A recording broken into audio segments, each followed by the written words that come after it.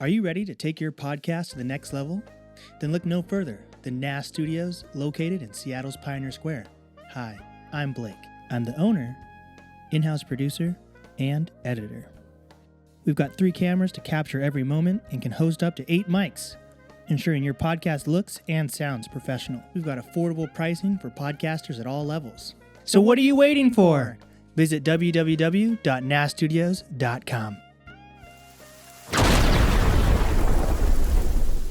Welcome back to the podcast, everyone. Today, I'm with a guest that I've known about for a few years. We almost set something up during COVID. I got his other half, Elon, right on. It's Elon, right? Yeah, Not that's right. Elon, Exactly not right. Yeah, Elon you got Musk. it. Yeah, yeah. Not Elon, Elon. right on.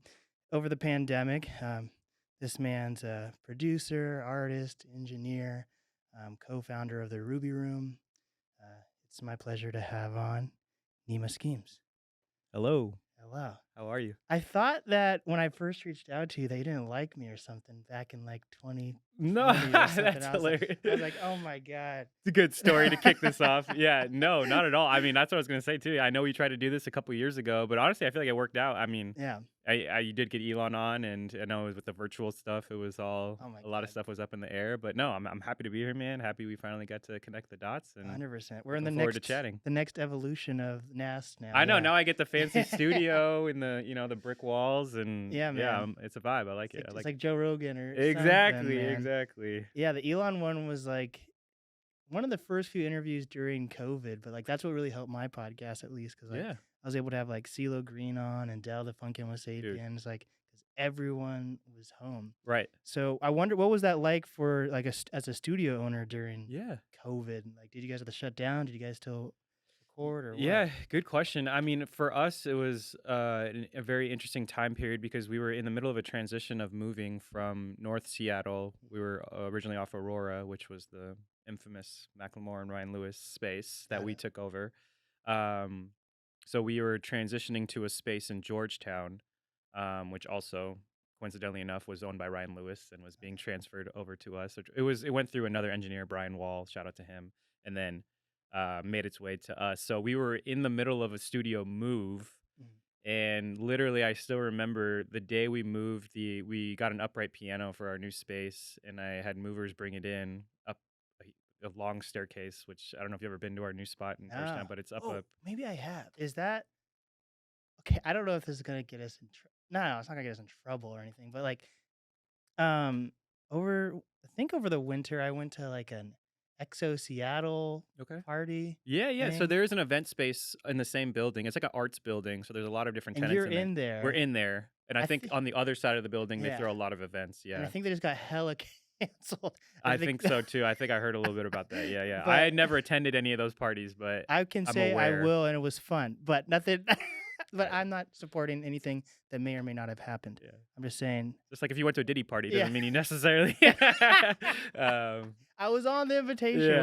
What can I say? But yeah, that was so funny because Travis randomly like showed up halfway through the party there. Oh, okay. At Diddy's house. I mean, no, no, at the XO, and he's like, yeah, I was just at the Ruby Room or something. Makes sense. Yeah. So you guys have had 3 locations then? Just 2. So okay, yeah. And sorry, just to wrap that story. So like we moved the piano in the day of the lockdown. So like I remember I was super nervous about like getting everything coordinated. So so that's how the timing coincided with COVID. Was we literally moved into the spot and then the Washington shutdown happened. So we had, like you said, did we shut down? We adhered to like the guidelines and regulations about like 3 to 5 people or whatever the thing was. And yeah, we did go to a lot of remote virtual mixing sessions for that, right? So that was the first time we started doing Zoom sessions and mixing over just like via those types of sessions and stuff, which was fine, but nothing replaces the real thing. But yeah, so did you use some of my friends were using like I think it's like BandLab or something? Audio Movers is a good one. Audio Movers I think is like probably the best product out there for that type of stuff, for like virtual mixing, because it's like a feed that goes on your master channel that like spits out what you're listening to in real time to another person that has that link. So like we've also done that with like Tyler Dobbs, who's down in LA. It's actually super efficient, man. It's almost more efficient than being there in person, where you don't have to bug the engineer, because like they're playing back from their rig. You're listening in real time from your own house or the comfort of where you are, and then you can provide notes in real time and sure. just knock it out. So Yeah. it's super efficient. So yeah, shout out Audio Movers, great product. Hell yeah. Wait, Um, so what's the difference between like an audio engineer and a producer? Or yeah. is it like a square and rectangle thing where you can be one or the other, and the other one's not the other, or Wow. whatever? Getting into the philosophical questions early.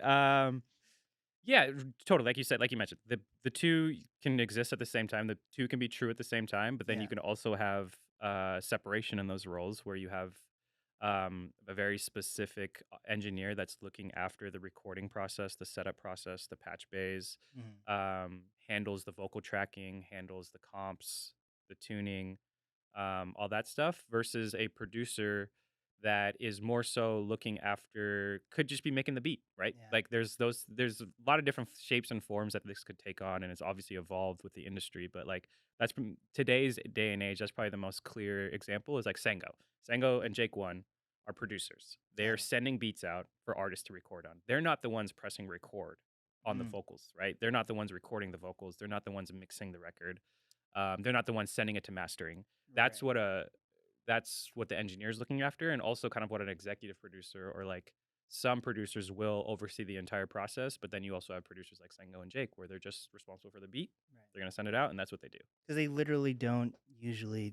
They usually aren't in the same room at all. Exactly, exactly. Jake and Sango are great examples because Yeah. yeah, they are Definitely. most likely cooking up at their homes, Yeah. sending out a pack to artists, and then the artists will take that and record with whatever studio or engineer they're comfortable with. Yeah, exactly right. Speaking of Jake, you were just had a there's a post of you and Jake and Freeway. You guys are like Yeah, shout out Jake. working I on mean, the yeah, new so album, right? yeah, exactly. So Jake has been a close friend and someone that's always thrown us looks here and there, Yeah. and is someone that has tapped in on the studio side. So yeah, Freeway came to Seattle to record their Stimulus Package 2 Damn. project, so that they could be the rare occasion where Jake is in the Yeah, room yeah, because yeah. yeah, because he does have a close relationship with Freeway. Yeah, so they were looking for a studio to record the vocals, and Jake hit up me and Elon for Ruby Room. So yeah, we did about a week long sessions with just Jake and Freeway, and they had some other people come in as well. Damn. So yeah, it was a great opportunity. We're big fans. I was a huge fan of the first Stimulus Package. I Yeah. still am, and yeah, Freeway was watching him work was amazing. It's like he came from the old Rockefeller days, right? Like he's been in the studio with Jay-Z. He's been in the studio with like Just Blaze and Memphis Did he? Bleak. Oh, Sure, bringing it back to that dang. So watching his process was really cool because he comes from that, older era where yeah. he's not just punching 2 bars at a time or, on his phone. Like this Right. guy's literally sitting there closing his eyes and like nodding his head back and forth. And then after about 15, 20 minutes, he's like, okay, I got it. So it's like he's literally just like writing the verse in his head with his eyes closed. That's Um, wild. yeah. And then, so it was a really cool process to be a part of. And I think we handed the files off to Vitamin D for mixing. So Mhm. it was a very much town Seattle effort to make this happen, which is always cool. He's also been another OG that's been around and has always shown us a lot of love and support as well. Yeah. So yeah, super exciting. It was awesome to be able to be a part of that project. And That's cool, man. they just released the first single and looking forward to the whole project coming Yeah, out. April 12th. It just came out. You're Yeah, right. man. Yeah, That's exactly. exciting. Yeah. So what I think's interesting about you is like you're one of those examples that you went to school for music and were able to actually find a community through that. Yeah. Um, I decided not to go to college to pursue like podcasting, which is Hey, funny as fuck. kudos to you, man. I mean, yeah, podcast schooling sounds Yeah. questionable anyway. Yeah. But like you do see a lot of people that go to school and then or you know what's a good example? So basically I was just on you know what Cut is? Yeah, of course. So I was just on Cut yesterday Nice. and it was like Hopefully going viral again. yeah, hopefully. The premise was one girl has 24 dates in 24 hours. Whoa. And so I was like You're one of the dates? Yeah, Whoa. I was like the 8th date. Okay. And she was talking about like you get only get, like a super small bio about her. So I was like trying to like pick apart the bio, kind of do like an Yeah. interview style thing. And she was talking about how she loves comedy and she does comedy. And I Okay. was like, oh my gosh, this comedian, this comedian. Like, how involved are you in comedy? And then she was like, oh yeah, I just went to school for it, but I actually don't know any comedians or Oh, anything like wow. that. So I'm like, okay, so like, she went for improv comedy, which I hope is a little bit better than just saying stand-up comedy. Yeah, Stand-up comedy like is a little bit weirder. studying comedy at university, Yeah. like that's just like sounds interesting.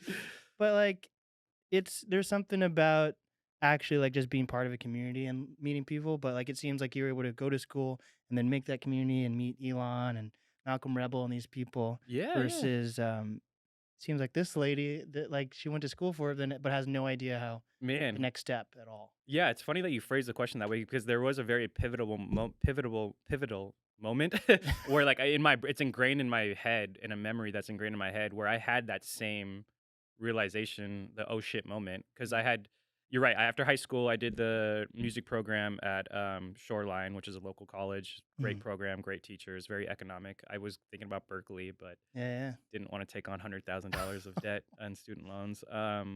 So yeah, I was nearing the end of the program, and I had that same oh shit moment where it's like, oh, I've put in the effort and gone to school to learn this stuff, but I yeah. haven't established a Mm, network or community of artists and producers.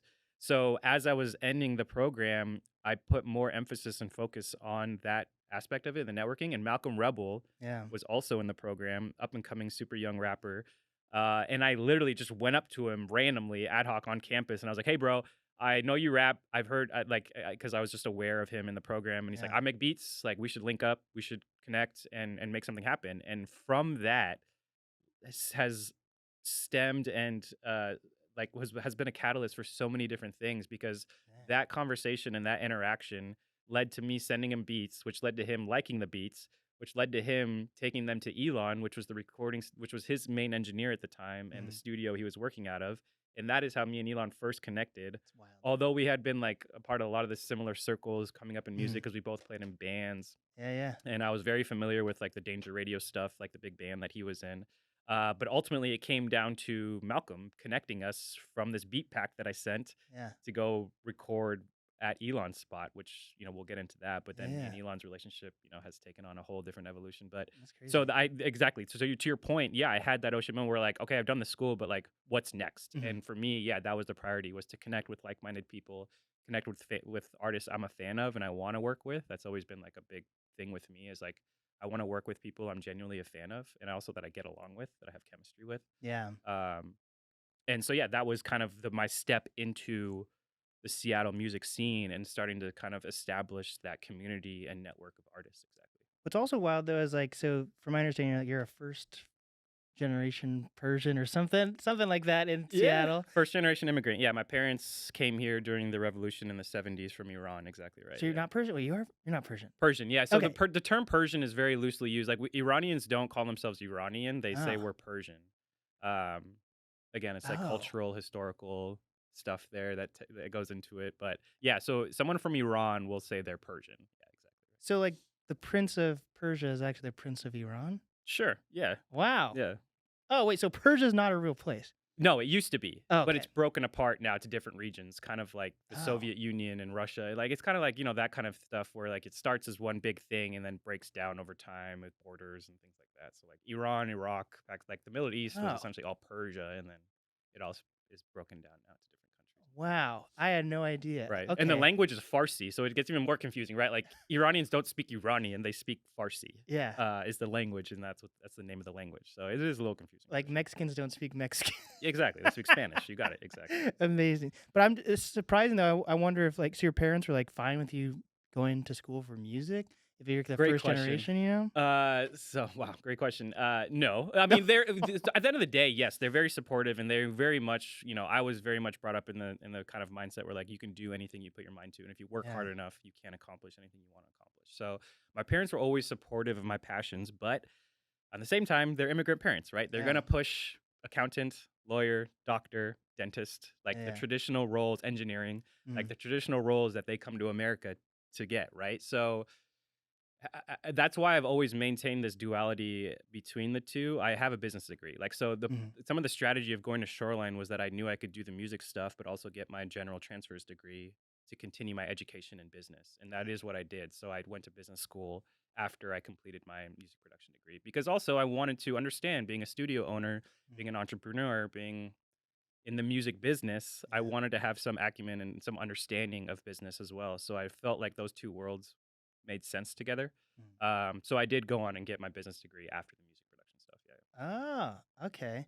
That's super interesting. And then like, is your so you have a kid? Are you like open to them doing music then, or is it kind Yeah, of of like a course. thing where like you want them to get a business degree too, and then can maybe do music? If Yeah, yeah, great question. Yeah, again, I just same thing where I'm very yeah. supportive. I want him to find what the most important thing is for him to find what he's passionate about, and Yeah. if it's music, that's awesome. Then we can Mhm. share that together. And he's growing up in a house with instruments, and That's he awesome. has access to a studio if he wants it.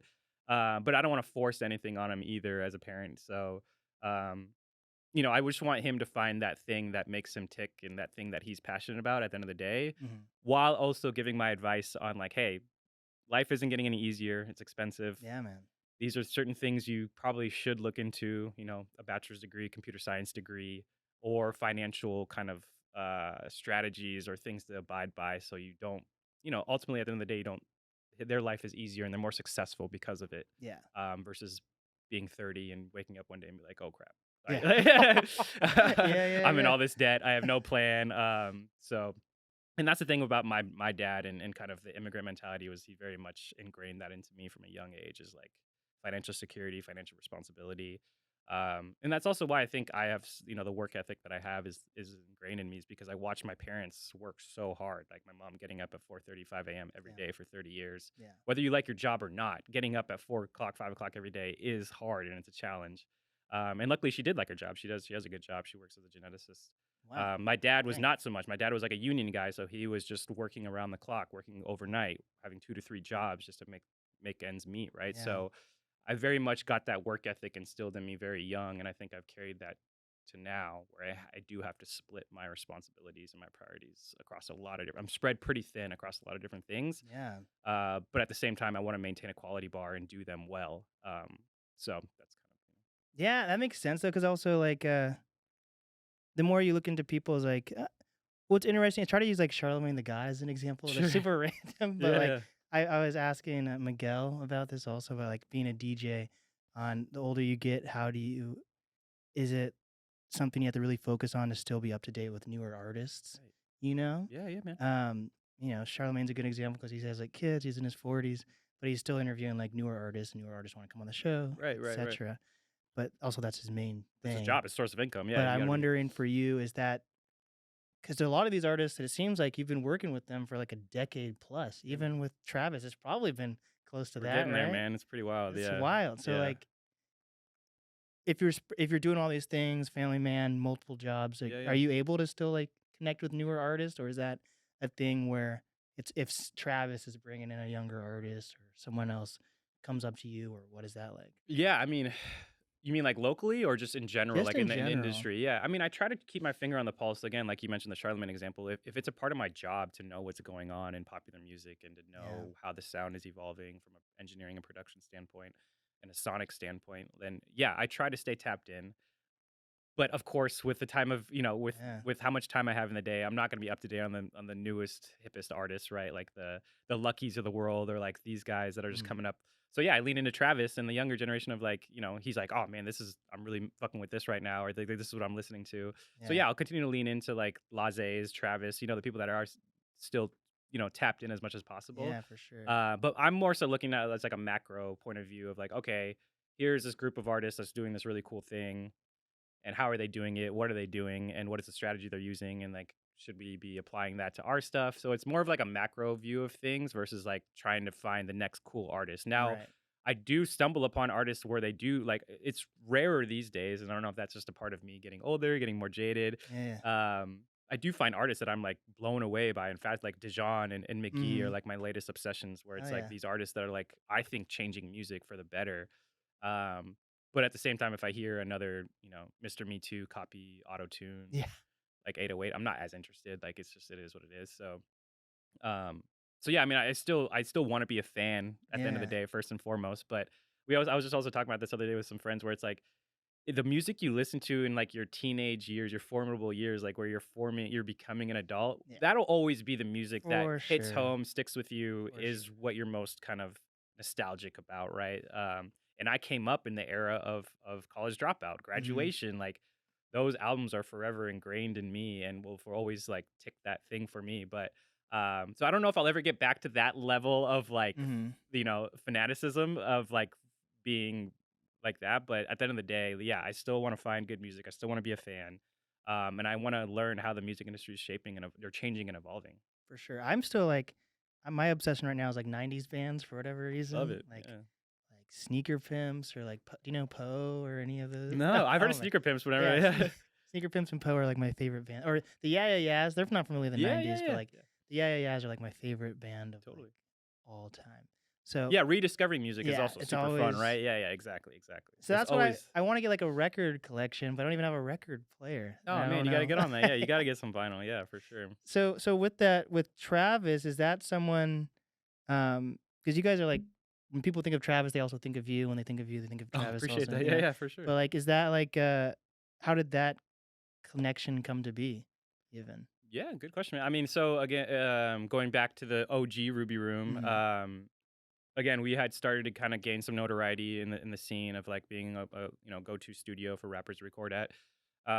Travis was still in high school, yeah, yeah, and Shelton Harris was yeah, managing yeah, him. yeah. So Shelton, and then so we had already been tapped in with Shelton and Tyler and all that stuff. And then yeah, so they were looking for a place for Travis to start recording, and they just tapped into Ruby Room. Mm, And I ended up being the one that took the session, and yeah, me and Elon recorded Travis's first rap, so we've been there since day one, right? And dang. I think he did like poet stuff, like poetry reading stuff before that, so he Oh wasn't wow. really known as a rapper, right? He Yeah, was, um, so that like we were there for the first kind of his first recording sessions, and I mean immediately off top, you knew he was talented, like in terms of like the writing, mm, and lyrics, and just like his overall just how he approached making music was just kind of like you definitely could see something, even though he was so young. mm, Um, so yeah, man, and again, it just goes back to like chemistry and collaboration and being a fan. Like we were immediate fans, and we also had chemistry. We just got along. Like we both grew up skateboarding, like okay. very similar kind of Nice. upbringings, right?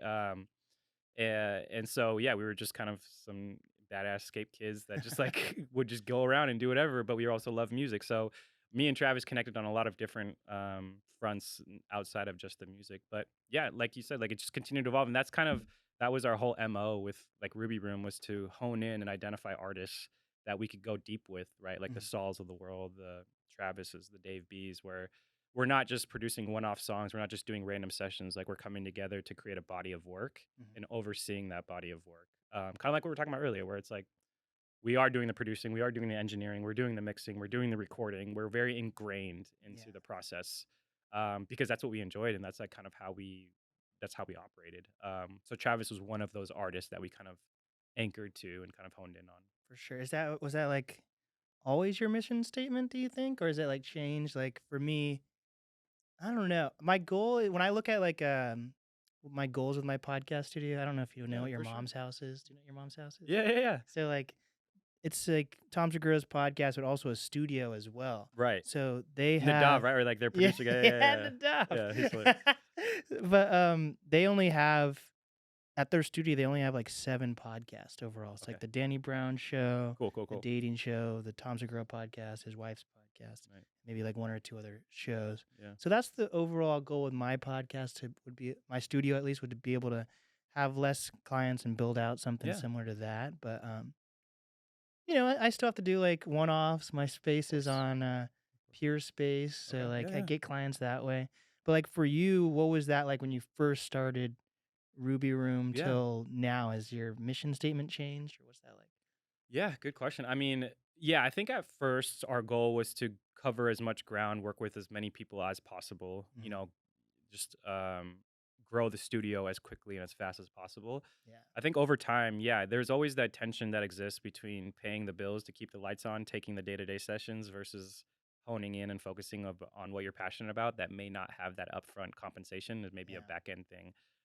So I think that tension always exists as a studio owner and as entrepreneur of like deciding what's going to pay the working on what's going to pay the bills versus what you are passionate about. yeah, Um, so yeah, and I think that has definitely evolved, and I think that's always kind of what's separated Ruby Room from maybe some of the other local studios is we haven't put a ton into marketing or mm, advertising. Like we've honed in on a specific set of artists, and it's really been the work that speaks for itself or it's word of mouth, right? Like we're not out here doing sponsored posts or like Facebook like yeah, promotions and things like that. Like we've always just been this low key spot that like tries to focus on the group of artists that we're passionate about and want to be working with, and developing a community of artists versus just like a transaction based kind of thing where you're coming in, recording, paying us, and then leaving. Yeah. Um, which we do that too, right? And like that's also how the business has evolved. Is now we have day-to-day engineers. Before it was just me and Elon. So if you were Mm. booking a session at Ruby Room, it had one of us had to be there. How long was that for? That was like the first 3 to 4 to 5 years. Wow. Yeah. Yeah. I think at that point we brought in some other folks like Seth, who I know you've chatted Yeah, with. Seth. And like P White is another person Mhm. that came in as like a third party engineer that was working out of our studio, and then that continued with the new space even more. So like Talea is a Mhm. good example. Max, who does like our day to day stuff. So that's where like the operations have evolved, where it's not just me and Elon anymore. We have like a team of engineers that do take sessions and do the day-to-day stuff. Mhm. So that's just like, again, just constant evolution, right? Yeah. It's never the same thing. I guess that's how I started. Well, I did my own podcast, but then I joined a podcast studio in Seattle. Awesome. And so I was like an engineer producer there, and Yeah. now had enough experience to open my own space. But no, yeah, I guess the cycle starts over for me to figure out, am I Now, do you eventually? open up your Yeah, studio to yeah. others? Yeah, exactly. But it's just like at this point right now, it's such a like my baby that like Totally. I don't want someone to like accidentally take a piece of equipment home or steal it or whatever, Yeah, or no, like of course, of mess course. anything up. It's like a interesting, and like you see me right now, I'm literally touching a foot Yeah, pedal and dude, you're like multitasking like a switching mofo. Yeah. This everything. DIY to the end for sure. I know, absolutely. So Elon was he didn't own a studio when you met him. He was working at a studio, or what was? Yeah, so when I met Elon, he had his own studio out of his house, so in the U Okay. District, yeah. So it was very much like a home studio setup situation called the Fire Station because it was right Got it. next to a Yeah, fire yeah, yeah. station. And yes, that's where we initially connected, and of course I walk in and he's a Logic guy too, so we Yeah. have like that was fun to see it. Like we just connected because I was like, I have the same setup. He's like, no way. So we just connected on that front because we're both Nice. Logic boys, which is what I like to call it. Yeah, yeah.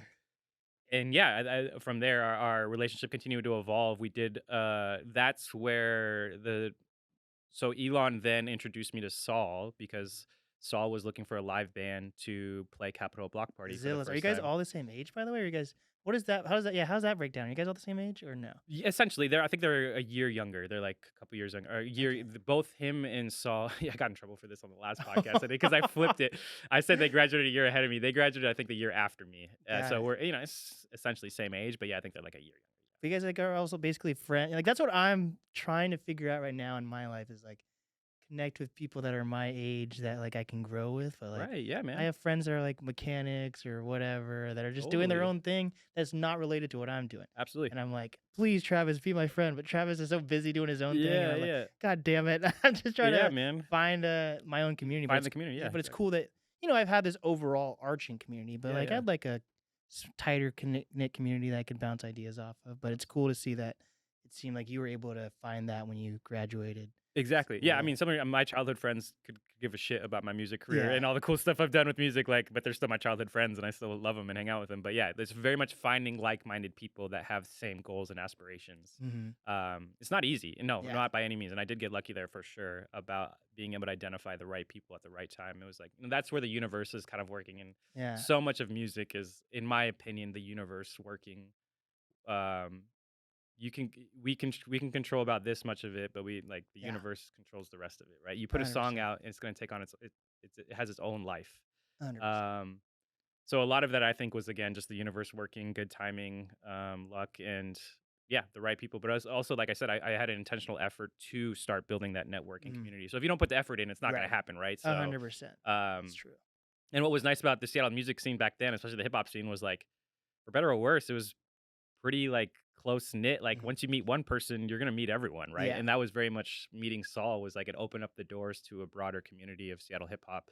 Um, so that was really great, being able to just kind of like have that one relationship initiate so many other connections Yeah. across the community. So What about like bands? So were hip hop and bands ever connected when you were starting out? Like, or is it that more of a thing that's more yeah, relevant now? I think no, for sure. I think so. That was what's funny is like, and why me and Elon were in such close circles, and again, why we collaborate so well together is we both grew up playing in bands, and for us, the Seattle music scene when we were very young was the band scene. So it was bands like Fall of Troy, Gatsby's American Dream, Surrounded by Lions. Are any of those guys still around? I mean, Gatsby's American Dream just did like a reunion show, and it Oh, was shit. amazing. They killed it, and they're doing one in New York. Damn. And Kirk is someone that we've also now been able to work with and be friends with, and So yeah, that was like mine and Elon's experience of Seattle community around music was coming up with the bands in that era. And I think that very much transitioned to the hip hop around Mm, like 2009, 2010 when the Blue Scholars, Grinch, Macklemore, um, the Physics, like mm. it was Mad Rad, like all these different Fresh Espresso, right? It was like this very like things were happening very quickly and it Yeah. was very obvious that there was something happening in the scene and things were bubbling and yeah, it was just like great timing. It was a great time to be a part of all that for sure. What do you think now? Do you think the scene's how do you feel about the scene now? I mean, I would ask you the same question. I feel like you're more tapped in. God I dang, think it, man. I don't know, man. I I think COVID definitely had impact. We some of us referred to it as the big migration. A lot of people went to LA during Oh, COVID, yeah. right? Like Seattle just wasn't happening, and I think that had. DJ 100 proof.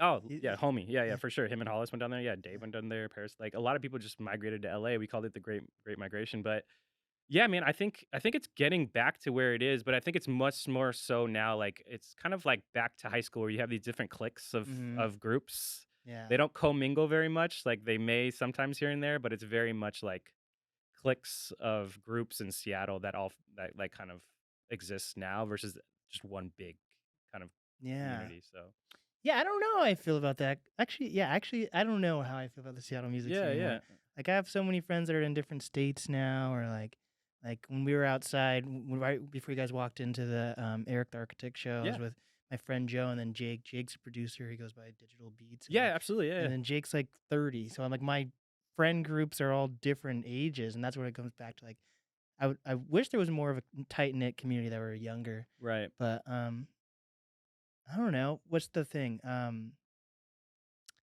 like, when you're 18, that's when you become an adult. So like Yeah, I'm like 4 or 5 adult years old. So that means like if you're in your 30s, you're only like 10 adult years old. So you're still like, when it comes to like being in music, you're still young. So that's sure, yeah, still being 30, you're still in the younger music scene. So over, I guess I just thought there was a younger music scene in like being 20, yeah, but not. I think it's kind of bigger now at the right.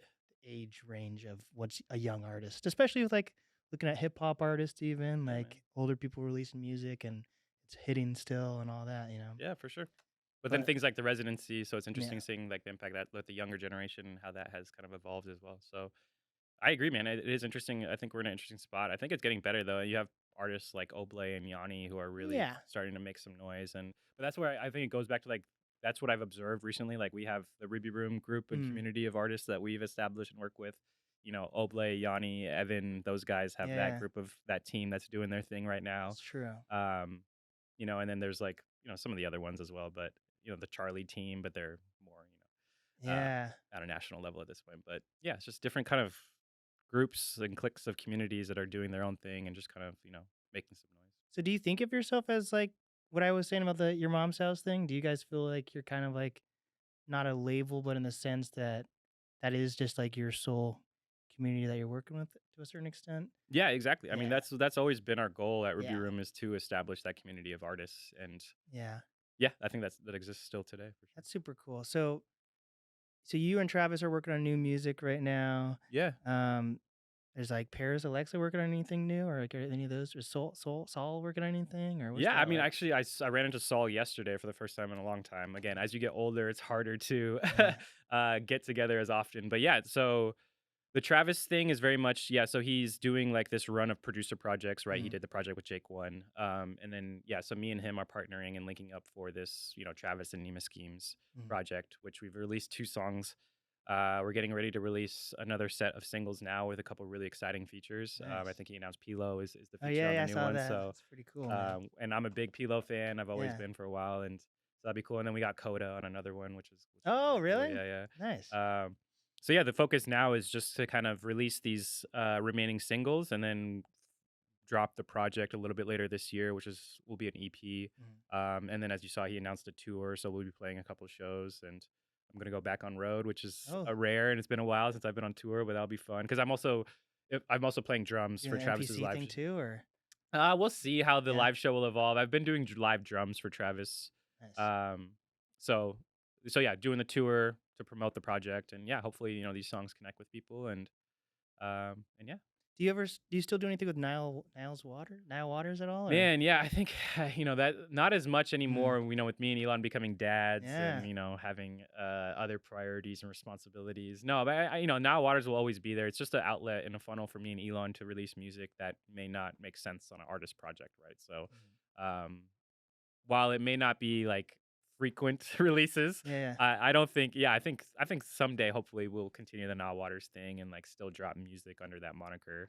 Mm, Um, because yeah, you make a lot of music and not all of it gets to see the light of day, not all of it gets released, and then sometimes it doesn't make sense for the artist project, right? yeah. So, but it's a good song that should come out, right? And that's always been kind of our mo with Now Waters is releasing music that should be heard, Mhm. but maybe doesn't have a home elsewhere.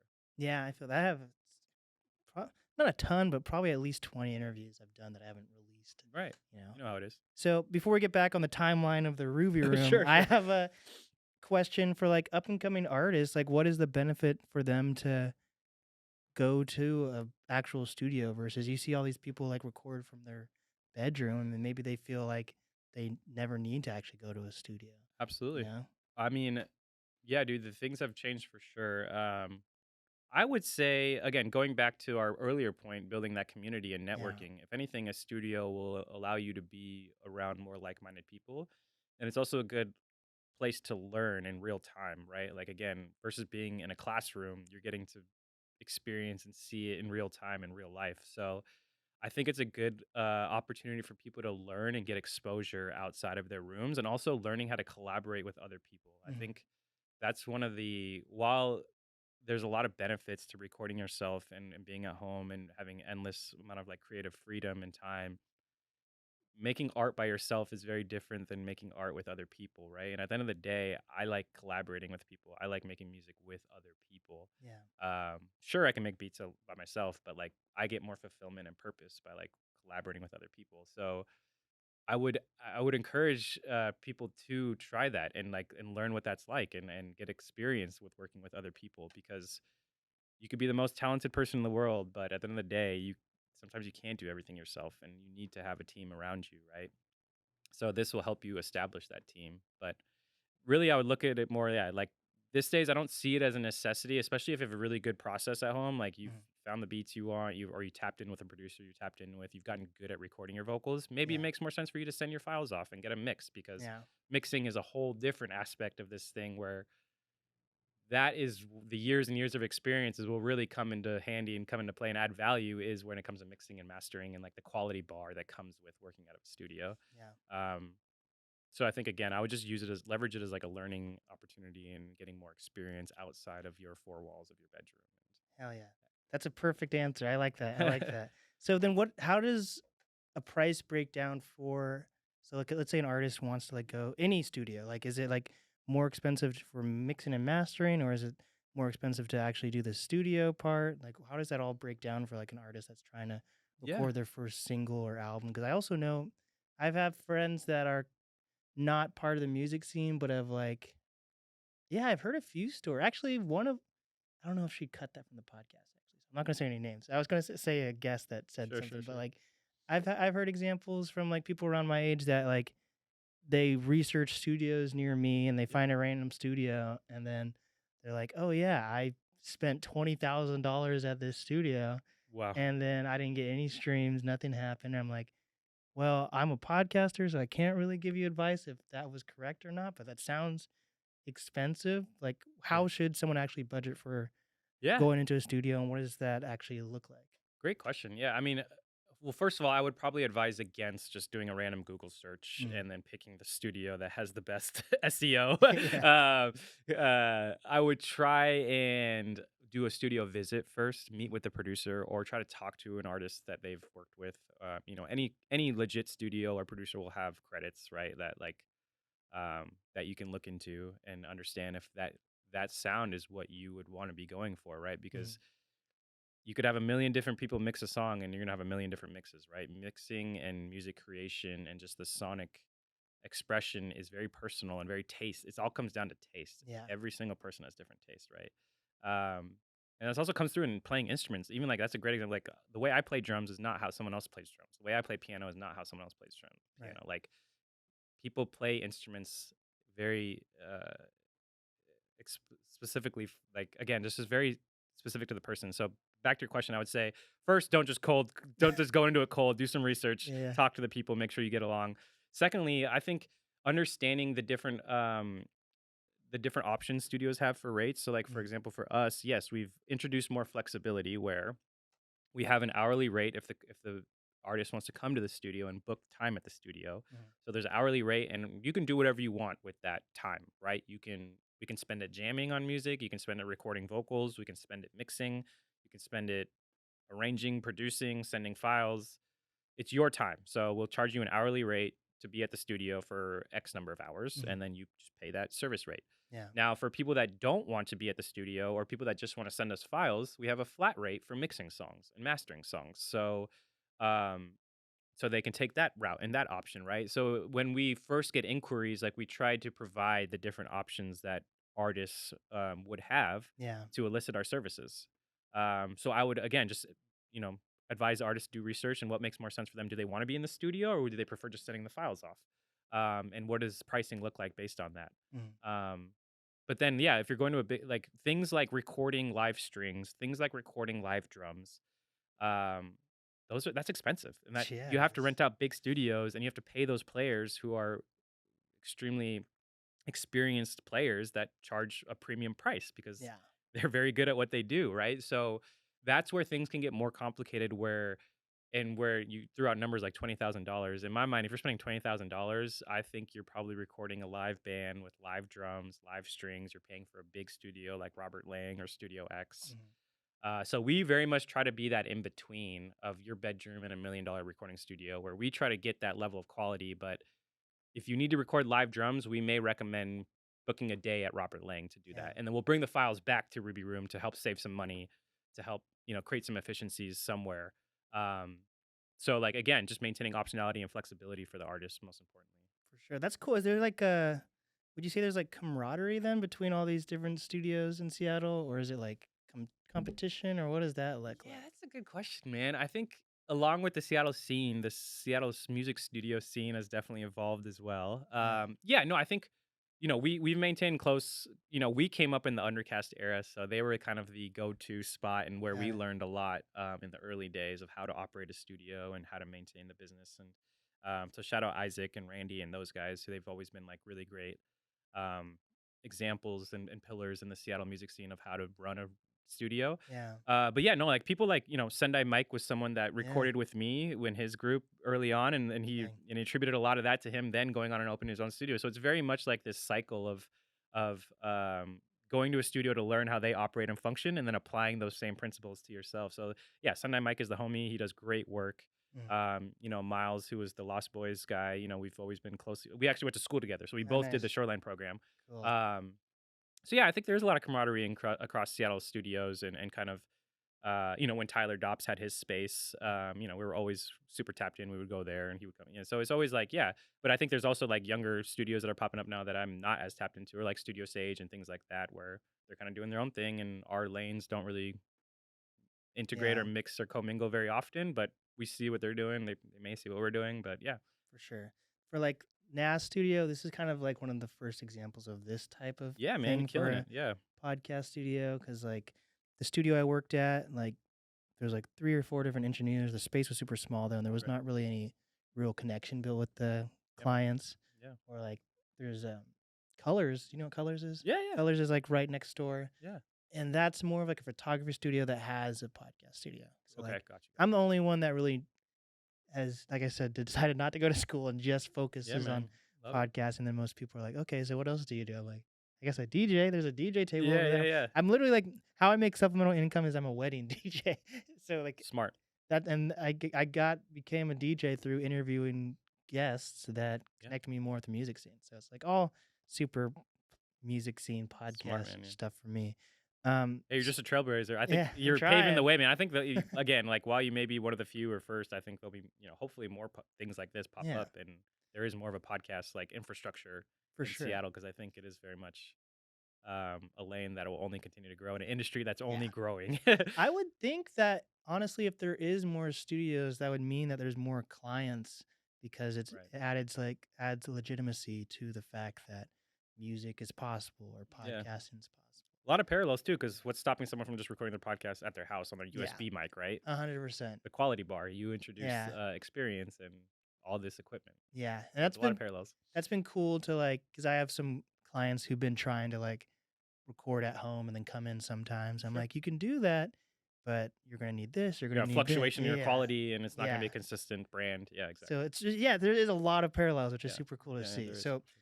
when you graduated college so you graduated and took a break and then went to for business school, or was that like was it all in the same It trip? all just kind of it just Got was it. piled on top of each other. I just grinded and kept going and kept going and kept Got going. it. And was your goal to open a studio at when Yeah, you went to absolutely. school? That was your goal. Yes, Okay. absolutely. Interesting. Always wanted to own and operate my own studio, my own Wow. space. Yeah, I didn't even think that was possible for me until up until recently. But sure. so like what encouraged you to like think that was possible for you to be a studio owner, you know? Yeah.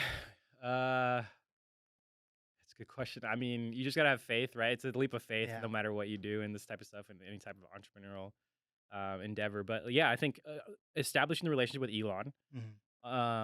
and then having the experience of working on Saul's project, yours truly, and getting the experience at Undercast to see how they were operating as a local owned studio, doing really great work. Yeah. Um, the combination, and then Elon having his own space that he was recording clients out of his house. It was just kind of a natural evolution where like Elon was looking to get out of his house and stop having rappers come record their vocals in his bedroom. Yeah. I was also looking to get out of my mom's basement and find a space, like a studio space outside of my house to make music in. Mhm. Um, and again, just the timing of the universe, things worked out. Saul went on his Bonderman trip. He took a big hiatus to go travel the world, and Damn, I had no idea. That sounds yeah. crazy. What the heck? um, and during that time, me and Elon were really trying to figure out, okay, what's next for us? Mm, And we stumbled into this 500 square foot space mm. that I found on Craigslist of all things, Dang. which was insane. Um, and then we luckily back channeled and connected the dots with Macklemore and Ryan Lewis. Um, but yeah, it was just kind of it was like a snowball, man. It just kept getting bigger and bigger, and it was the right timing. Where this 500 square foot space that they Yeah. had recorded thrift shop and done all of their heist stuff. So like we had been there before because Elon played bass on the project. Mm, I tagged along just to got it. just to be there as well. So we had been in this space before, and we're like, wow, how cool would it be? So we Also, saw how old them were you doing that. guys? How old were you guys during this time? Good question. I think like early 20s. Like I think your age, Okay. like yeah, 21, 22, That's cool. 23. And so yeah, so we had seen also Macklemore and Ryan Lewis have their own space, Mhm. and like, oh man, this is so cool. How cool would it be just to have our own like 500 square foot space that we Yeah. just dedicated to music? And so again, it just kind of the opportunity fell in our lap where we were looking for a space. I found that one. We connected the dots, and they put in the good word, and we took it over, and it was really like that. And then at Dang. that point, I leaned a lot into Elon's experience, since he had been recording people out of his house. And that was really my first like deep dive into the engineering side of things because I was particularly more just like a beat maker at that point, Yeah. producing songs. So that was my first kind of again deep dive into day-to-day engineering and understanding vocal tracking and mixing and things like that. Dang. I have no idea about Ryan Lewis at all, to be honest. Like, Oh, I guess he's pretty elusive, I guess, these days. But he was like Macklemore's producer, or was he a singer? Like that's how like little I know about this whoa, guy. wow, that's impressive, actually. I admire that level of ignorance to all this. Yeah. So Ryan Lewis again was just one of those figures in locals. He actually started as like a photographer, so he Okay. was known for. He was like one of the prominent photographers taking pictures of Seattle artists. That evolved to him becoming known as more of a producer and beat maker. Okay. Like he would enter beat battles and stuff like that.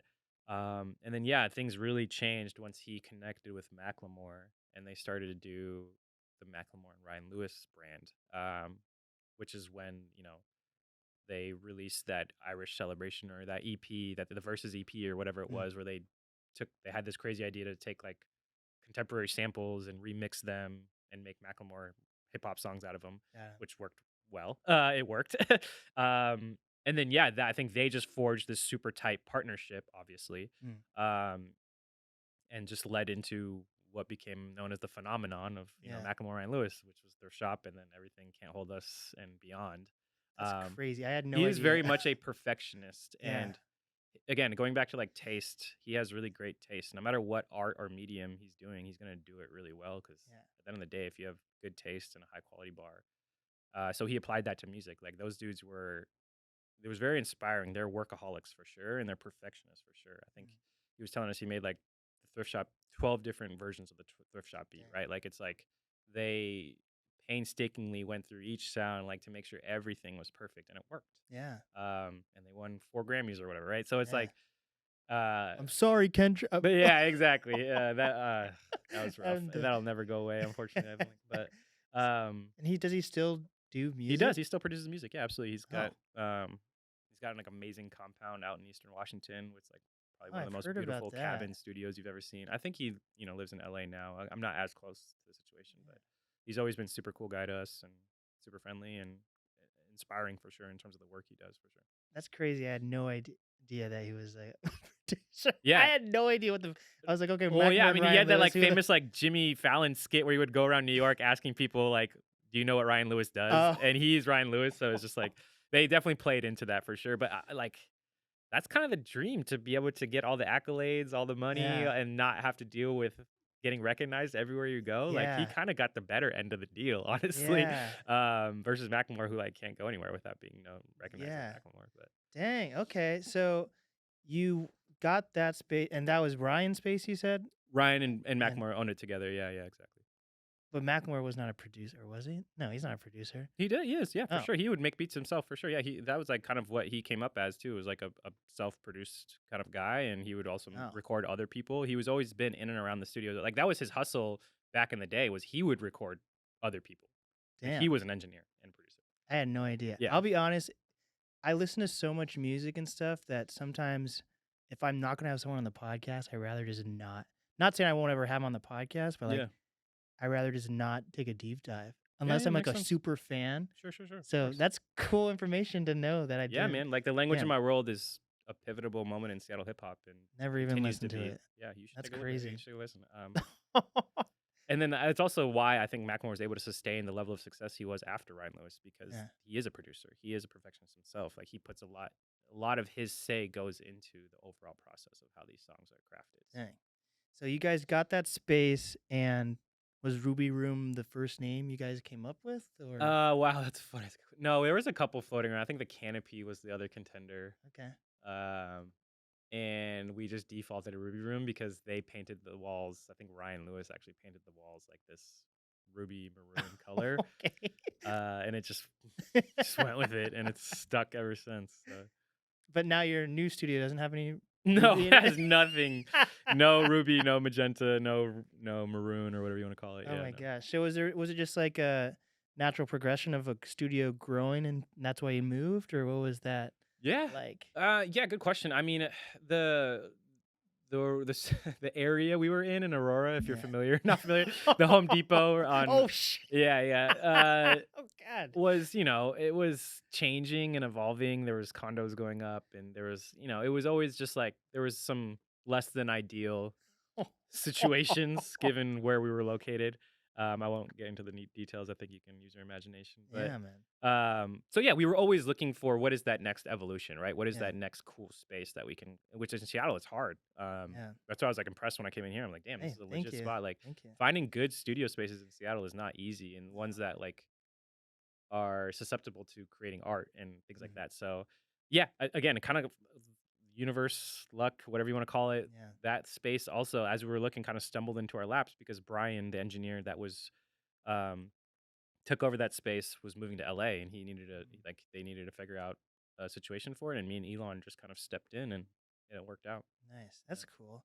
And so so when people are going to the Ruby Room now, you said there's like other engineers and Sure. stuff. Yeah.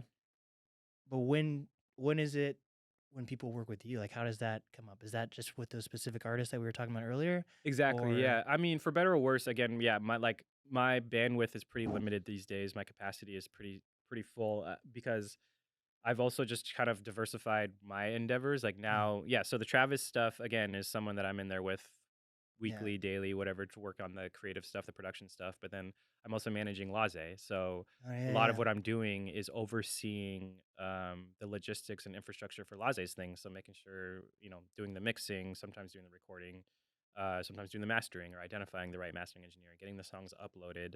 Mm, Um, or practicing for shows. Like, so a lot of my bandwidth also is now going to supporting Laze as a manager, mhm. in terms of like the infrastructure to make sure her career continues to grow and evolve. So I'm kind of splitting my time and duties between the two. It's just like what specific day calls for what and what I need to prioritize that day. Yeah. And it's just kind of me also evolving as a person and someone in the music industry where I'm trying to kind of diversify and create more opportunities for equity, which is management and things like that. Yeah. So I'm trying to split my time accordingly between the two. But then, yeah, I'll also do things like I work with Peaceful Pinder. He's another close friend. Again, like Mm, these days, I'm more so working with like close friends and artists that I'm supportive of, and yeah. I'm we have chemistry. So I have a project with him that's just chilling on ice on the Nice. shelves right now that Yeah. should come out soon.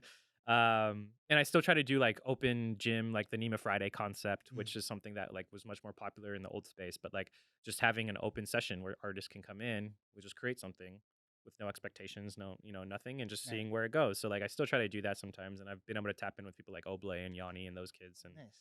um, so yeah, just much smaller, limited set of artists, but again, trying to go farther with those Mhm. limited artists. So, Which is smart. Yeah, the bandwidth thing is a huge. Even like I said, I'm super young, but I could already feel bandwidth. totally. So that definitely makes sense. So does that mean you and Elon aren't always in the same room when that's? No, So you rare. guys Yeah, produce. When do you guys come together to produce for someone? How often is that rare it's or? it's more rare these days unless it's very intentional. Because yeah, we do have our own sets of clients. He's also doing much more mixing and stuff these days. Okay. But no, absolutely. So like the Travis stuff is a great example where like we I mean, hopefully we can talk about it, but like we just got two songs placed in a Netflix movie. So Oh, that was a very nice. much a conscious effort of like them reaching out to Travis, Travis needing to make music, me knowing that if we're gonna do this the right way, I need Elon. So Mhm. let's let's figure this out. So yeah, it was just very much me, Elon, and Travis getting in a room and knocking it out and making Yeah. it happen. And me and Elon at this point have established and developed you know, such an efficient working relationship in this past 10 to 15 years where and again, the reason why me and Elon work so well is because we complement each other's weaknesses, right? And I Mhm. would also advise people out there to do that. That's also the good thing about not doing everything yourself, but Yeah. also finding other people that complement your weaknesses. And For sure. that's where me and Elon really are able to kind of are able to excel is because he's so good with melodies, guitar, bass, and harmony. I'm so good with keys, drums, percussion, rhythm, soundscape, textures. That when you blend those two worlds together, you're going to get a better product at the end of the day. And that's really what's I think been able to separate Elon and myself, and why we've worked so well together. Is we do Right. complement each other's weaknesses. So when you that's so back to like when you first were thinking about when you wanted to go to school to own a Yeah, studio. yeah. You first wanted to do that all on your own though? Good Or question. No, again, another reason why me and Elon work so well is we came up growing and playing in bands. So we Mhm. are very much grew up and is ingrained in us sitting in a room with instruments and other people to come up with music and come up with that idea. So no, I mean, while I always wanted to be a producer in a sense of like as a single entity, no, I always wanted to collaborate with other people. Mm, And the partnership with Elon is like a win-win optimal situation for me because I yeah, always wanted that other side of me, that other half that could uh do the things that I can't do, right? I can't do everything. It's just a limitation of my capabilities and talent and just dealing with reality, right? And being yeah, able to like leverage him for vocals, and he's a great singer, and so no, I've always wanted to foster and cultivate and create like a not like a band situation, but a group of collaborators, right? And you see yeah. that now with producers and production teams, For right? sure. It's not just one person; it's like a team Cool of and Dre. producers. Yeah, it's so it's very much like you see that in the industry today, where it's like while it's Timbaland, he has a team of producers under Yeah, him that are coming up with ideas and pitching ideas. So, um, yeah, I've always wanted to look for that kind of collaborative situation because I came up playing in bands and growing up in bands, yeah. and that's what I was used to. Dang, maybe I need to think about that too. Figuring out I think my biggest thing is I figure out ways to like collaborate with people Yeah, and put my name on things, but I haven't really figured out how I'd want people to collaborate with me, if that sure. makes sense. Yeah, of course. Or even like this like cut thing, right? Like Yeah. I recently became single for it's been like a couple months now, I Oh guess. yeah. And like one thing on my podcast is I'm really not into like talking about like Sure. personal Yeah. relationship things at all. Not saying I'm about to get into that. That's not what I'm about to Yeah. get Yeah. No. into right Hey, now. therapy But session. We can get into it. but Yeah. all I'm saying is, so it was interesting to like go from not talking about relationship stuff at all on my podcast. Like, okay, I just got asked to go on Oh, to on some a dating super show popular show. Yeah. Yeah. about dating. Not saying A million any, views later. yeah, Yeah. maybe something will come of that, maybe not. But just even the fact to the point, like I've been on other people's podcasts, Yeah. and not saying I don't know how to say this without this seeming like a control, and it's not even a control thing. It's just like most podcasts I've been on, there hasn't needed to be much editing, but I've Sure. always offered if I've been on a podcast to edit, Right. not just to make me sound better, just because I want the quality Quality. to Yeah. be there. Yeah. So it's interesting to be on a whole different network thing. Yeah. I have no idea if they're gonna make. I did say some really silly stuff, but like I Sure. have no idea like how they're gonna make that play out or Yeah. whatever. Yeah. Yeah. And it's a weird feeling for me. Not even the fact that it was a dating thing, more that I'm like, oh my god, this is not none of these are my cameras, these aren't my mics, Yeah. this Yeah. isn't my set. So that's an interesting feeling to Maybe that's a go through. realization that you're a little bit of a control freak that you need to come to terms with as Yeah, well. yeah, yeah. So I need to figure that out. Somehow I need to Self-inflection and self-learning. Oh Yeah, my it happens, gosh. man. Yeah. So with that, you so we talked about it off air a little bit, but you are in tech and also in music. Sure. Yeah. Yeah. So how does that work? And is that how did that even come to be? Yeah. Good question. Yeah. I mean, again, that kind of goes back to this duality that I've always maintained: left brain, right brain. Going to business school. Um, yeah. I mean, I think for better or worse, I'm a product of my environment, and Mm, we live in an area with tech giants, yeah. and yeah, so I stumbled into a role, at we don't have to name the company. I'm sure it'll come up anyways. But I stumbled into a role about 7, 8 years ago, which was a really great opportunity that allowed me to still have flexibility with the music stuff. And like, I literally went to my manager one day. I was like, I think I have to quit. I'm going on tour, Mm. and he was like, No, you don't have to quit. We'll figure this out. Like, let's just figure it out. Just take some time Wow. off. And so that was like the first realization for me, where I was like, oh wow, maybe I can do both. Um, and I've always been the type of person where I have goals and aspirations outside of music, right? Where I've always wanted to own a home. I've wanted Mm, to be able to provide a good life for my child, and go on vacation, and have a nice car, have a nice watch, like things like that, which could be very materialistic in a sense, but at the same time, those are things that I wanted for myself and for aspirations that sure. I had. And I think coming to terms with the realization and the reality of the economics in the music business not being in my favor as a producer engineer, Mm, is a tough one. But it's also, I've always been passionate about expanding my skill set and diversifying and getting as much experience and knowledge as possible. So that's also what this, we'll call it the day job, has offered me, is I get to work with really smart people, like yeah. people that have gone to Ivy League schools, people that have dedicated their whole lives and taken out hundreds and 200, 300, $400,000 of student debt to get these jobs. Dang. Um, so there is a really high bar to get hired, right? And you're working with, and so that's what I always try to take away from it, is like, how do these really smart people think, and how do their brains operate? How do they interact with other people? How do they engage with other people? How do they communicate, right? Communication, I think, is something that a lot of people struggle with and lack 100%.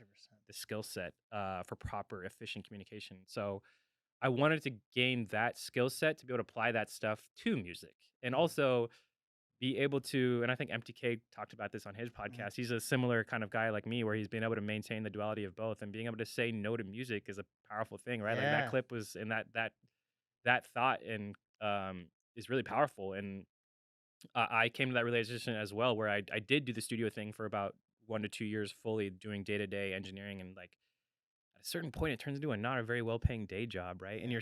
you're spending all of your creative energy on artists and music that you're not necessarily passionate about or really believe in necessarily. Yeah. Um, and so you just have less creative energy to put towards the things you are passionate about. So I tried to use this as a way to mitigate some of the stress on the day-to-day sessions and making music using music as a means to make money and survive to okay, I'm comfortable in making money with this other thing over here so I can focus on projects I'm passionate about and work on music that I actually believe in. So being able to have that kind of uh being able to maintain those 2 has always been very important to me. So and the day job has evolved and it's turned into like this, I stuck it through. I've been able to at the end of the day, I'm like a workaholic in my Yeah, work yeah. ethic. So I've been able to continue to develop my career and go up the chain. And as of about 1 to 2 years ago, I've always looked for an opportunity to like blend the 2 worlds of like the day job, which was like, business sales operations oriented with a foot in the music industry. And as of 2 years ago, I stumbled across this role with Alexa where we are managing the third party integrations for listening to music on Alexa speakers. So the Yeah. Spotify's, the Apple Musics, the Sirius XMs, the iHearts of the world. So now I'm diving into the world of like audio architecture and Wow. like the technology and engineering required to when you say Alexa play Kendrick Lamar, understanding what happens and all the different steps that have to take place and what an engineer has to build Yeah. just to get that song to play back on your speaker Yeah. is mind-boggling. And it's an area that I haven't really been very I was kind of ignorant to and I haven't really been on that side of the tech before. So like again, me someone that's always fascinated about learning more, gaining more knowledge, it's been like a really cool opportunity and experience for me to like be able to understand what these companies are thinking about, what their priorities are, what their goals are, and what that means for me as an artist who is on these platforms and has songs on these platforms and are Sure. responsible for them to calculate the royalties to pay me, right? So like Yeah. we deal with royalty calculations, we deal with all these weird little things, but um so it's been super fascinating to me, and I'm lucky enough to like get to go. Like I ran into Sway at the SiriusXM That's offices so in New cool. York last week. Like being able to visit these different places. I'm going to Apple Music next week, and like being able to Nice. like go to these places and talk to these teams has been really cool and eye opening for me. And it's just like a cool kind of like integration of my 2 worlds kind of coming together in a little in a way. What do you see with like other people around your age that are like doing music? Do you think it's harder for people to realize that you can't just make money in music and you have to have other jobs? Like how often do you see like someone in their 30s or 40s really just clinging on to something and not able to like grow up or whatever, you know? Yeah, I mean, Is that a common thing? Do you see it all or well, I think yeah, I mean, as you get older, right, you're gonna have those people in your life, right? Yeah, and first of all, I think I applaud them for their bravery and yeah, just uh like relentless pursuit and just like just being so stubborn that it's gonna work and we're gonna keep doing it. So like I admire that and but you're right, the realities of the industry, like I mentioned earlier, the economics of the music business are not very are not great. mhm, And they're coming to terms with the reality of that. But also there's people that can flourish and thrive in that situation where like I look at like a Ryan Caraveo, like I think he just performed, right? yeah, he's killing it. He just sold out Numos two nights in a row. Wow. He's on a full-fledged tour, independent, like, I don't think he's struggling for money, and, like, his streaming is really strong, and he's tapped into a really great fan base, like, there are people that have figured it out and are able to be comfortable, but you're right, there's the flip side of that where the people are like, "Oh, my streams are going down, I'm not selling as many tickets. What does this mean?" Right? And, Mhm. yeah, I think that just comes back to, like, the individual and what lifestyle they want to live and like what their priorities and goals are from a financial perspective. Everyone's different, right? Not everyone Yeah. wants the big house or the vacations or the cars. So if they can get by on art as a living, like that's amazing and that's very admirable. But maybe they don't get to go on the vacations 3 times a year. Maybe they don't get to drive the new car or things like that. So Yeah. and it's just the music industry is always changing too. You always have to figure out new and inventive ways to generate revenue streams. People tried the patron things for a while, right? Like, Yeah. or so it's like it's I always think that changing, that can work to a certain extent. right? There's a lot, especially with like YouTube people Right. Yeah. or podcasters. Patreon's crazy. Yeah. I don't know how I feel about. I was excited about it until someone else talked to me about it. The new James Blake thing. Have you seen? I have seen that. I was Some kind of I people, was so excited yeah, about that rant and that viral moment. I was a little disappointed to see that it just kind of evolved into a like him pushing his business endeavor. Like it yeah, just like got really I don't know. I love James Blake and I've always been a big fan and I was like when those posts started going viral, I was like, finally, like Yeah. someone in this position is saying how messed up this is. Yeah. But then it turned into him just promoting his new product, his new Yeah. business, and I was like, "Oh man, we didn't ask for another streaming platform. Like Yeah. we asked you to fix how Spotify and Apple Music pay artists. Like Yeah. that's what you should be focusing on, not pushing your new business Yeah. venture." Like so I was It's kind of disappointed on how all where that landed. Like the conversation needs to go back to the big boys, the Apple mm, Musics, the Spotify's, the Amazon Musics, and how are they calculating royalties that get back to artists? Like yeah. until that's solved, launching a new streaming platform is not going to fix things, dude. Like, Yeah. I'm sorry, but I can tell you it's a I'm noble effort. But like, it just now seems like you used all this to market your new things. I don't know. yeah, 100%. Like one of my like the Livingston interview I was talking about too, Yeah, like yeah, so that has like 20 something thousand views now, which is oh super yeah, exciting. And I was like talking to my friend about it and I was like, okay, so took me 4 years to finally get monetized on yeah, YouTube, get over that 1,000 subscriber hump, get yeah. these interviews kicking off. Hell yeah, So 20,000 streams gave me $100. yeah, man. Hell yeah. A lot of So in parallels. You're seeing the so, parallels, man. so Yeah. in 4 years I made $100 off my interview. That goes back to the economics, right? Once you once you have those shocking realizations, it's like a oh shit moment, right? It's like fuck. It is, yeah. So I'm just happy I was able to like, come across figuring out how to be a studio owner and Yeah, wedding DJ, etc. Like, yeah, because then it's just because also it's life is all perspective, right? yeah, This is also living the dream, right? Like you yeah, had the dream to be your own podcast studio owner, and you're yeah, doing it. I had the dream to have my own studio, and I'm doing it. So that's also another important thing I've learned as I've grown up is like just maintain perspective, man, and maintain gratitude for what you have been able to accomplish, or else you're always gonna be jaded and always have a negative point of view. The world is against me. The music yeah, business is against me. The industry is against me. Um, so I think again that's an important thing too as you go on your yeah. career and as you get older and as you evolve your business, like just maintaining perspective and gratitude on what you have accomplished also helps. And also, when I was not saying I'm old by any means, but when I first started it's funny because like, yeah, when I was 18, I was years old, and that's when I first wanted to be in media. Yeah, So like the first what I was saying when I was 18 versus what I'm talking about now is way different. But totally. like, um, when I was 18, I was thinking, oh, the way to be super successful and never worry about anything is just to like never have a family, never have kids, Right. and just I'm like, I don't think that's Nomad, artistic nomads. I Yeah, don't those think exist too. I'm like, I don't think that actually is what makes you super successful. Because also, if you think about it, a family might push you to want to be more successful, so you Yes. can support Yeah, something man. more than just yourself as well. So that's I like you talking about that whole thing No, about and I was very much a similar mindset where I was so tunnel vision focused on my dream and my aspirations that like I was like the family it came second almost where it's mm, like I was more focused on becoming this super rich famous and producer and all these different things. But yeah, yeah, over time you realize like as you get married, as you have a kid, you realize wow, happiness in life does come from those little moments and there's nothing that can replace a hug from your own child, right? yeah, Like the biology that exists there of like holding the human you created, right? Like you won't get that from producing a hit record. You won't get that from a Grammy, right? Like yeah, so that's also just some of the things you learn as you grow up and something I've, been fortunate enough to like come to terms with and learn as well. Is like, yeah, wow, like things like that in life maybe is what most people should be aspiring for is the family and those little moments and doing what you need to do to make sure you can take care of that at home. But yeah, for sure.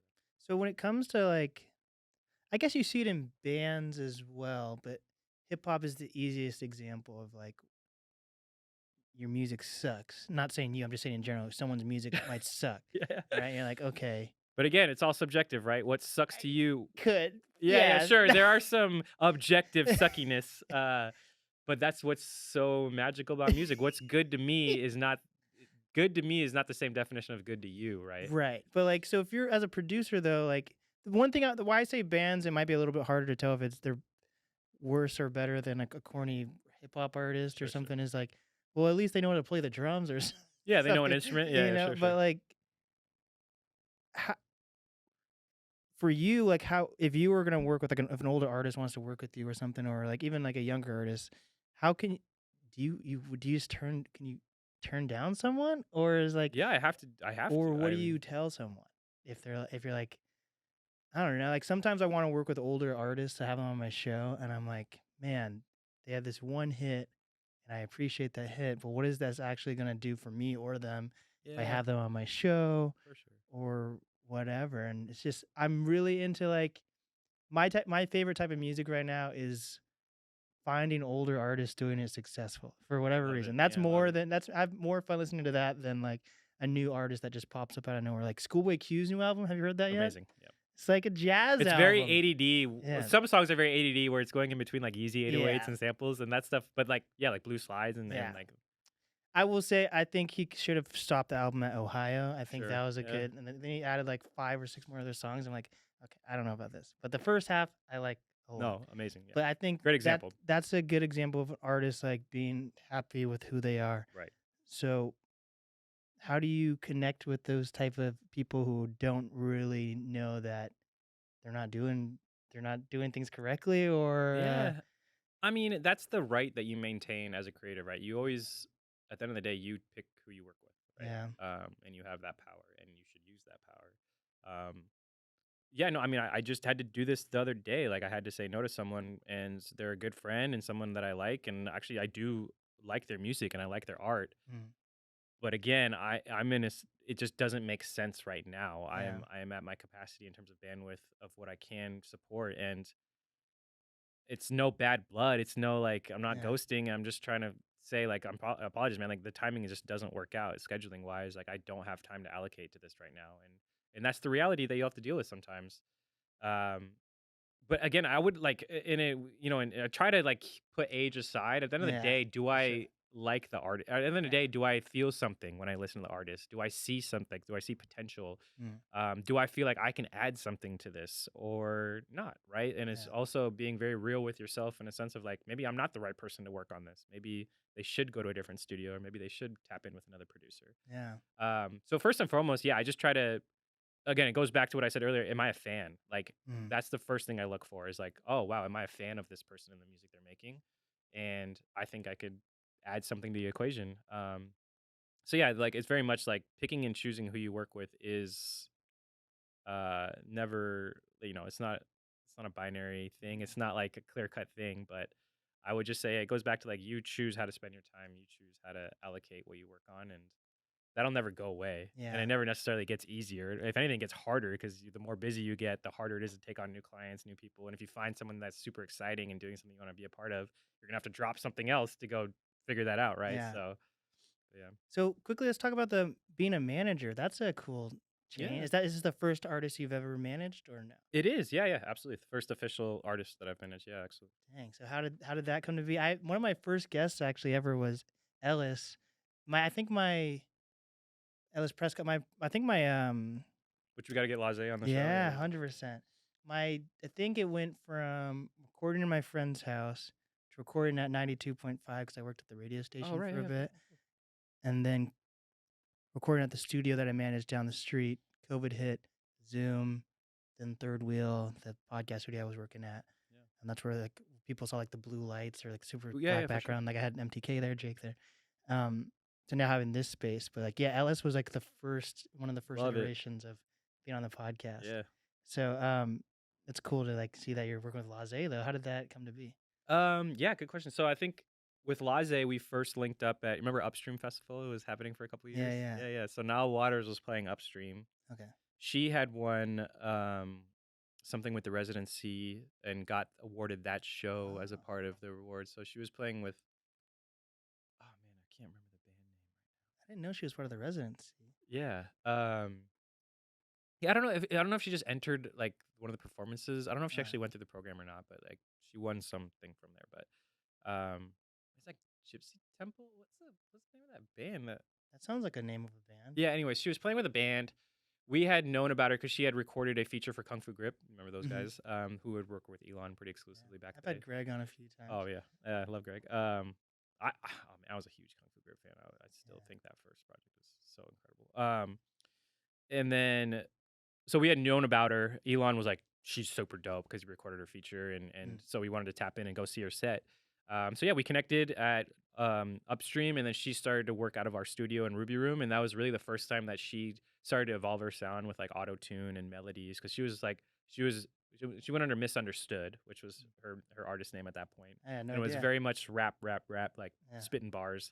So when she started work with us, she like did this rebrand to Laze, took on more of a melodic like auto tune approach, and yeah, Mhm. from there started working very heavily together, and I oversaw and produced her In the Meantime album that Mhm. we dropped, I think 2019.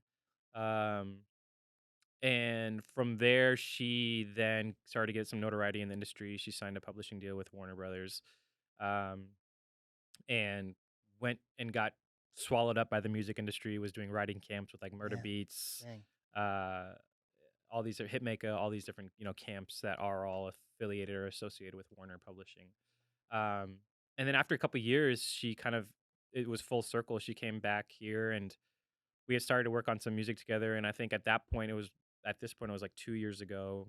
Um, we made the decision to kind of I made the deci- we to take on this more managerial role in terms of like helping her with the back end, like admin, logistics, infrastructure, Nice. making sure that she had consistent release schedule, just like overseeing the operation because she had no infrastructure at that point in terms of like art, and she leaned very much into the publishing writing side of things. She was trying to come back to the artist side of things and really building her brand as an artist herself. Yeah. So at that point, we decided, okay, let's do this.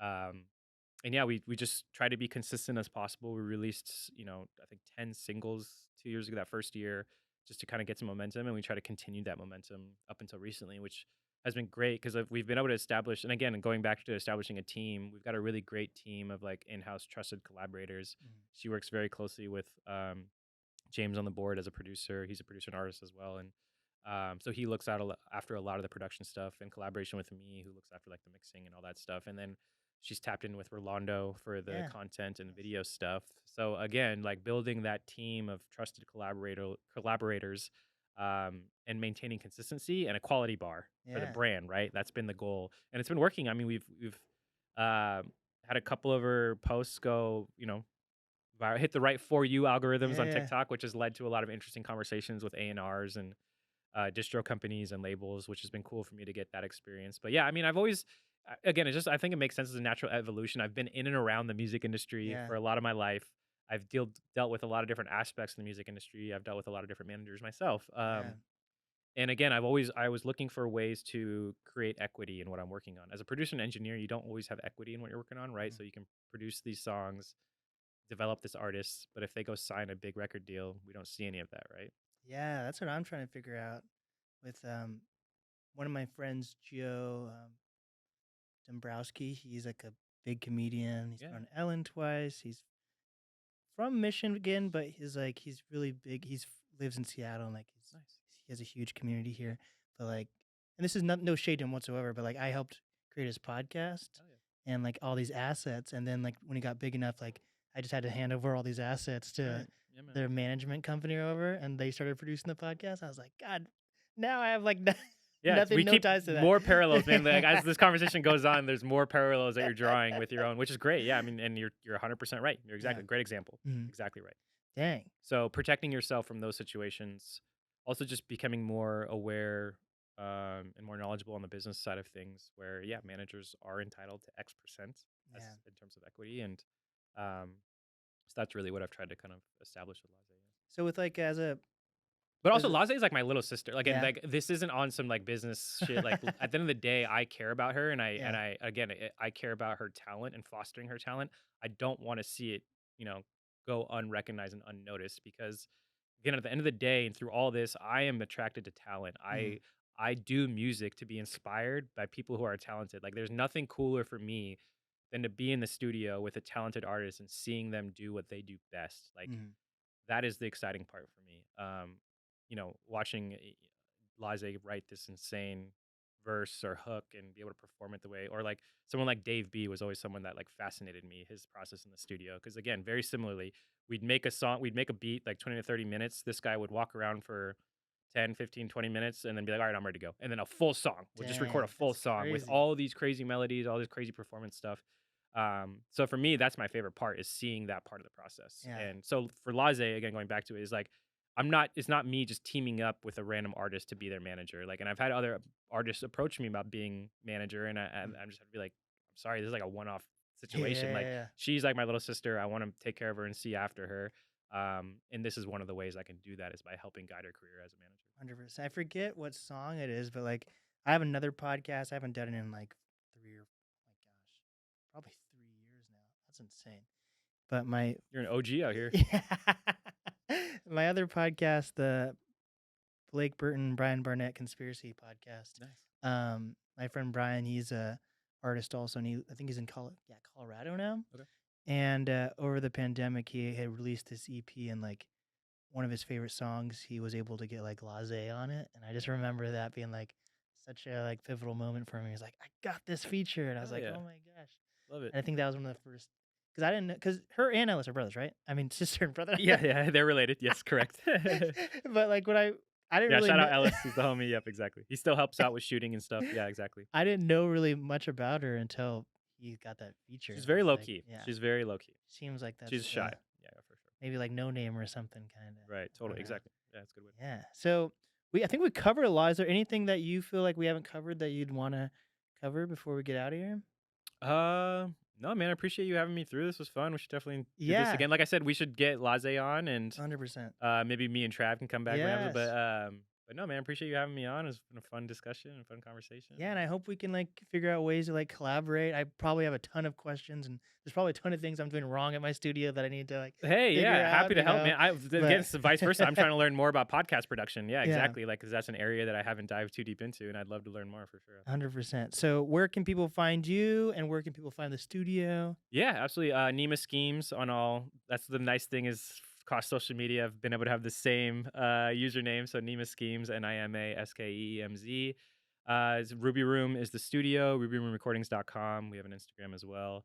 Yeah.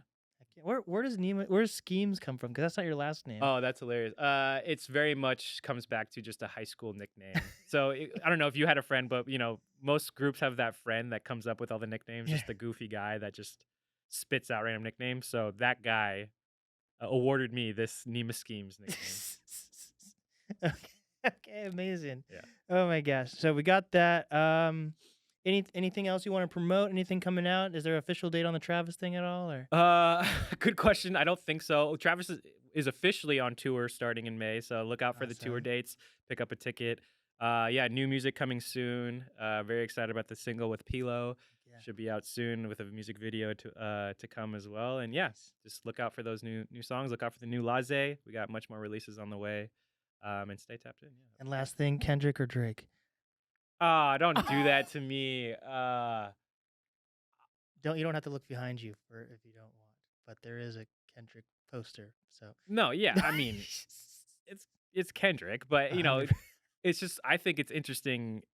They're kind of proving that Drake is the top dog by this 20v1 thing, right? No, it's like, yes, artistically, Kendrick, I don't think anyone will debate is the superior artist, rapper, creative. But in terms of overall superstardom and kind of where you're at in the game, Drake is number one. And I think this is kind of exemplifying that by 20 people coming at him.